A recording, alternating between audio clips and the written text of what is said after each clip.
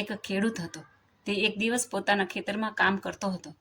તે વખતે ત્યાંથી એક મહાત્મા સંત નીકળ્યા.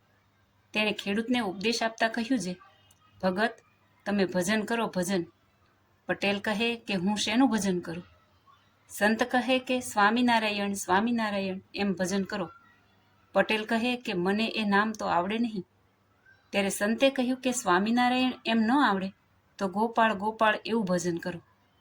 ત્યારે ખેડૂત કહે કે હા, એમ આવડે, હું એ ભજન કરીશ.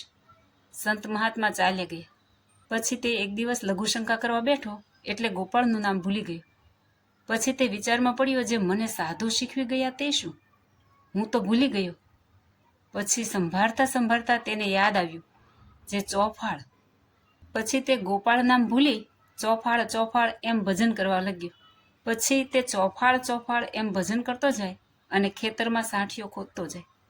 પછી ભગવાને લક્ષ્મીજીને કહ્યું, જે મારા સહસ્ત્ર નામ છે, પણ મારી ભગતે મારું એક નવું નામ પાડ્યું છે. લક્ષ્મીજી કહે કે ચાલો મને દેખાડો. વળી એ ભગત કોણ છે જે તમારું નવું નામ પાડ્યું? પછી ભગવાન તથા લક્ષ્મીજી બંને જણા પેલા ખેડૂત પાસે ગયા અને ભગવાન એક મોટો ખાડો હતો તેમાં બેઠા ને લક્ષ્મીજી તે ખેડૂતની પાસે પૂછવા ગયા અને પૂછ્યું, જે તું કોણ છો? ત્યારે તેણે કહ્યું, જે ખેડૂત છું, તારે શું કામ છે? લક્ષ્મીજી કહે કે તું કોનું ભજન કરે છે? ખેડૂત કહે કે તારા ધણીનું.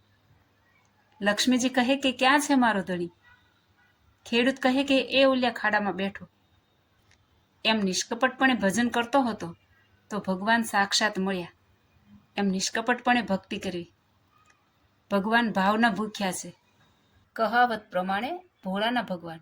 મિત્રો, આપણે પણ ભક્તિ કરવી તો નિષ્કપટપણે ભક્તિ કરવી. જય સ્વામિનારાયણ.